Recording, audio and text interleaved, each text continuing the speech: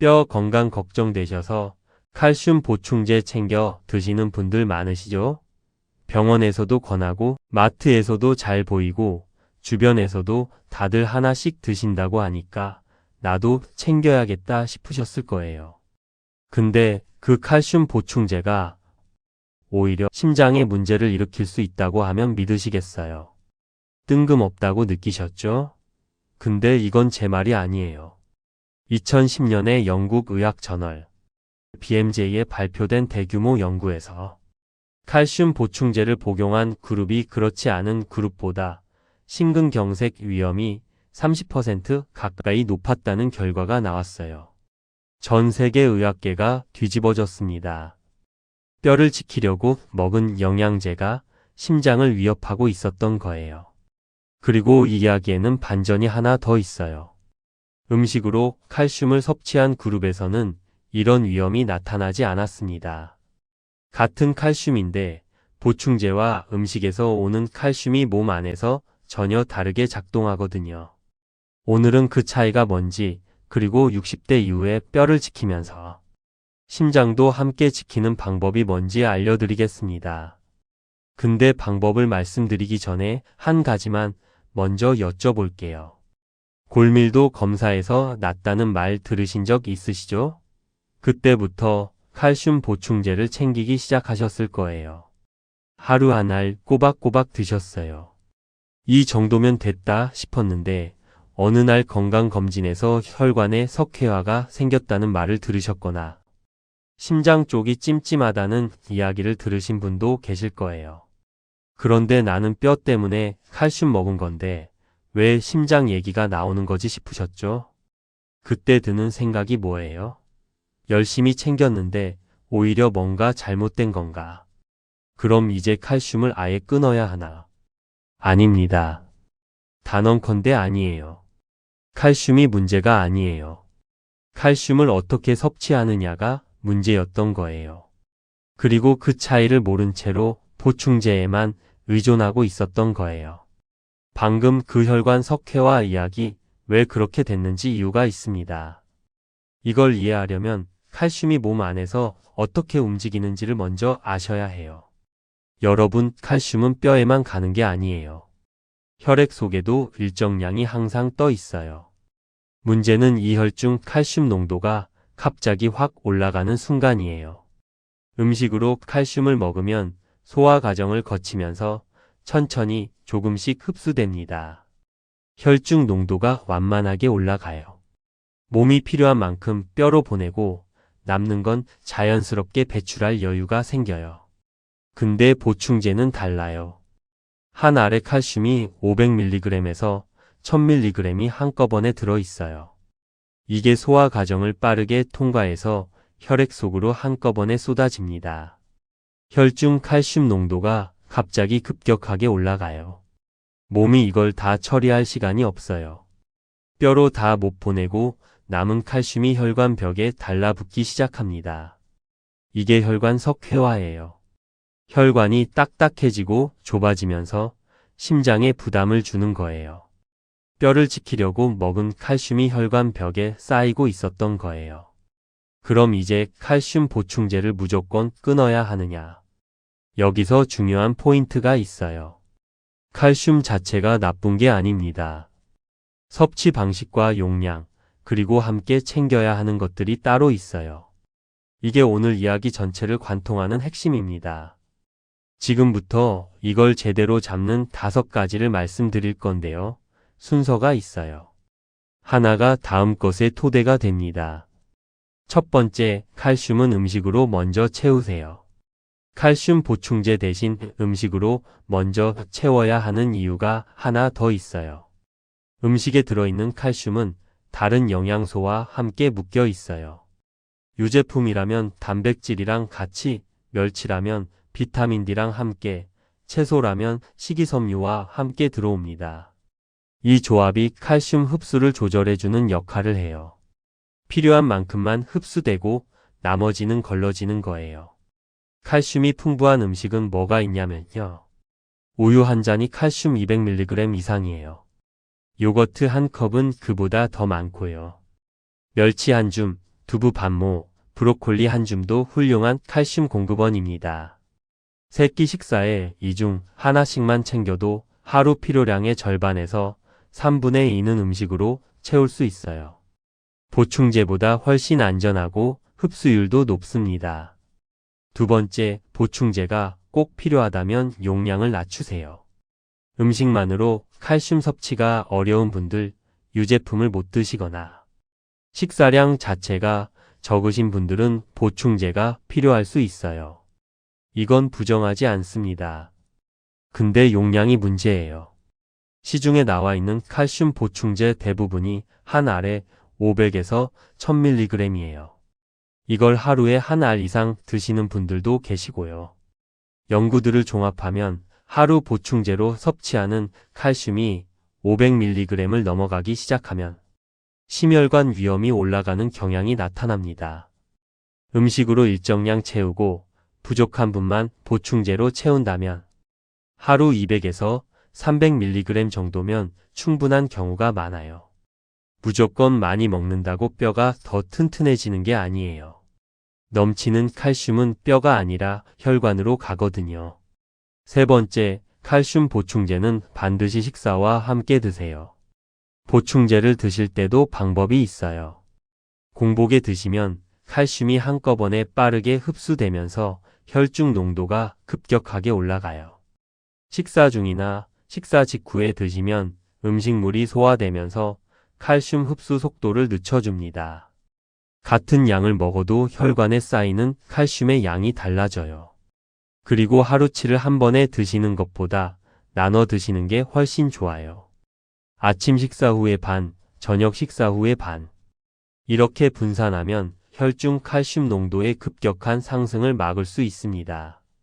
보충제 용량을 줄이기 어렵다면 먹는 타이밍과 방법만 바꿔도 위험을 상당히 줄일 수 있어요.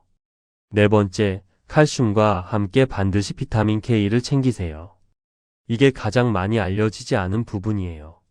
칼슘을 먹어도 그게 뼈로 가느냐, 혈관으로 가느냐를 결정하는 스위치가 따로 있거든요. 그게 바로 비타민 K예요. 비타민 K는 오스테오칼신이라는 단백질을 활성화시켜서 칼슘을 뼈로 끌어당기는 역할을 해요. 동시에 혈관벽에 칼슘이 달라붙지 못하도록 막아주는 단백질도 활성화시킵니다. 쉽게 말하면 칼슘이 가야 할 곳으로 가도록 교통 정리를 해주는 거예요. 비타민 K가 부족하면 칼슘이 뼈 대신 혈관으로 흘러 들어가는 거고요. 문제는 비타민 K가 일반 식단에서 충분히 섭취되기가 쉽지 않다는 거예요. 청국장, 나토, 치즈, 달걀 노른자에 들어있는데 이 음식들을 매일 충분히 드시는 분이 많지 않아요. 칼슘 보충제를 드시고 계신다면 비타민 K를 함께 챙기는 게 핵심입니다. 칼슘 단독으로 드시는 것보다 뼈에 가는 칼슘 양은 늘고 혈관에 쌓이는 위험은 줄어들어요. 다섯 번째, 마그네슘을 함께 챙기면 칼슘 흡수 효율이 완전히 달라집니다. 칼슘이 뼈에 제대로 자리를 잡으려면 마그네슘이 필요해요. 마그네슘이 칼슘을 뼈 세포 안으로 끌어들이는 과정에 직접 관여하거든요. 마그네슘이 부족한 상태에서 칼슘만 잔뜩 드시면 뼈에 흡수되지 못하고 혈액 속에서 떠도는 칼슘이 많아져요. 칼슘과 마그네슘의 이상적인 비율은 2대1이에요. 칼슘 500mg이면 마그네슘 250mg 정도가 함께 필요합니다. 마그네슘은 견과류, 통곡물, 바나나, 시금치에 많이 들어있어요. 보충제로 드신다면 칼슘과 마그네슘이 함께 들어있는 복합제를 선택하시거나 따로 챙기시면 됩니다. 칼슘 단독 보충제만 드시다가 마그네슘을 추가하면 뼈에 실제로 쌓이는 칼슘 양이 달라지기 시작해요. 그리고 여기서 정말 중요한 이야기가 하나 더 있습니다. 많은 분들이 칼슘만 챙기면 골다공증은 막을 수 있다고 생각하세요. 그런데 뼈는 칼슘만으로 만들어지는 조직이 아닙니다. 뼈 안에는 단백질 구조도 같이 존재해요. 쉽게 말하면 칼슘은 벽돌이고 단백질은 그 벽돌을 붙잡아주는 철근 같은 역할을 합니다. 칼슘만 많다고 튼튼한 뼈가 되는 게 아니라는 거예요.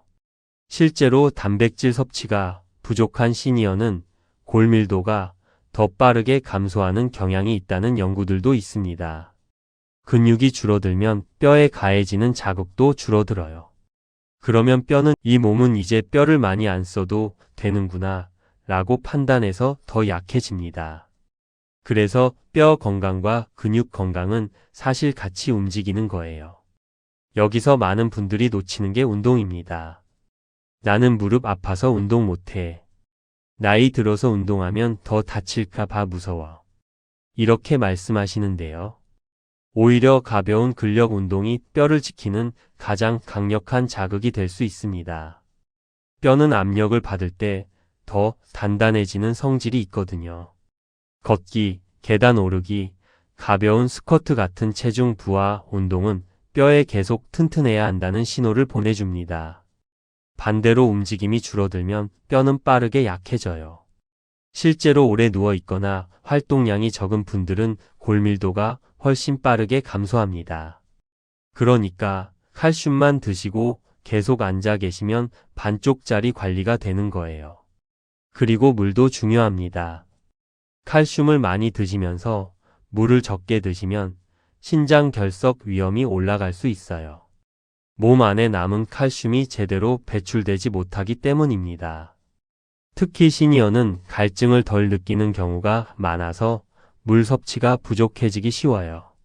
그래서 칼슘 보충제를 드시는 분들은 하루 물 섭취도 같이 신경 쓰셔야 합니다. 자, 5가지를 전부 말씀드렸습니다. 정리할게요. 첫째, 칼슘은 우유, 멸치, 두부 같은 음식으로 먼저 채웁니다. 둘째, 보충제가 필요하다면 하루 200에서 300mg 수준으로 용량을 낮춥니다. 셋째, 보충제는 공복이 아닌 식사 중이나 식후에 나눠서 드십니다. 넷째, 비타민 K를 함께 챙겨서 칼슘이 뼈로 가도록 교통 정리를 해줍니다. 다섯째, 마그네슘을 함께 챙겨서 칼슘이 뼈 세포 안으로 제대로 흡수되도록 합니다. 그리고 여기에 하나 더 추가하세요. 가벼운 근력 운동과 충분한 단백질 섭취. 이 2가지가 들어와야 칼슘이 진짜 뼈를 위한 재료가 됩니다. 이걸 3일 동안 이렇게 해보세요. 첫째 날, 지금 드시고 계신 칼슘 보충제 뒷면을 확인하세요. 1회 용량이 얼마인지 하루 몇 알 드시도록 되어 있는지 보세요. 그리고 오늘 세끼 식사에 칼슘이 들어있는 음식이 하나라도 있었는지 핸드폰 메모장에 간단히 적어두세요. 우유, 요거트, 멸치, 두부, 브로콜리 중 하나라도 있었나요? 없었다면 내일 아침 1가지만 추가하는 게 출발점입니다.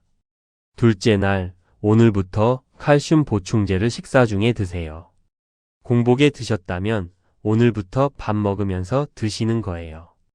용량이 500mg 이상이라면 아침 식후의 반, 저녁 식후의 반으로 나눠 드세요.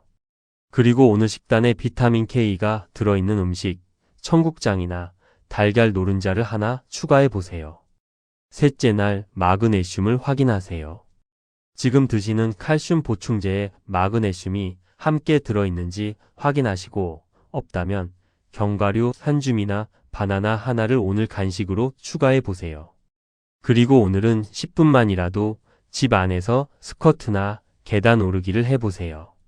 몸에 자극이 들어오기 시작하면 뼈와 근육은 같이 반응하기 시작합니다. 그리고 첫째 날 메모와 오늘을 비교해 보세요. 식단이 달라지기 시작했을 거예요. 뼈가 약해지는 게 칼슘을 안 먹어서가 아니었습니다. 칼슘을 먹었는데 뼈로 가지 않고 있었던 거예요. 비타민 K가 없어서 방향이 틀렸고 마그네슘이 없어서 흡수가 안 됐고 한꺼번에 너무 많이 들어와서 혈관벽에 쌓이고 있었던 거예요. 거기에 움직임까지 줄어들면서 뼈는 더 빠르게 약해지고 있었던 겁니다. 나이 탓이 아니에요. 방법이 맞지 않았던 거예요. 오늘 점심 식후부터 달라집니다. 보충제를 식사 중에 드시고 오늘 저녁에 청국장 한 숟가락 추가하고 내일 아침에 견과류 한 줌. 그리고 집에서 스쿼트 5번만 해보세요. 그게 전부예요. 복잡하지 않아요. 뼈를 지키면서 심장도 함께 지키는 방법 멀리 있지 않습니다. 지금 드시는 방식에서 딱 3가지만 바꾸면 돼요. 방법을 몰랐을 뿐이에요. 3일 뒤에 첫째 날 메모랑 셋째 날 메모를 비교한 내용을 댓글로 알려주세요. 여러분의 변화가 같은 고민을 가진 분들한테 가장 강력한 증거가 됩니다. 이 영상이 도움이 되셨다면 구독과 좋아요, 알림 설정까지 한 번씩 부탁드리겠습니다.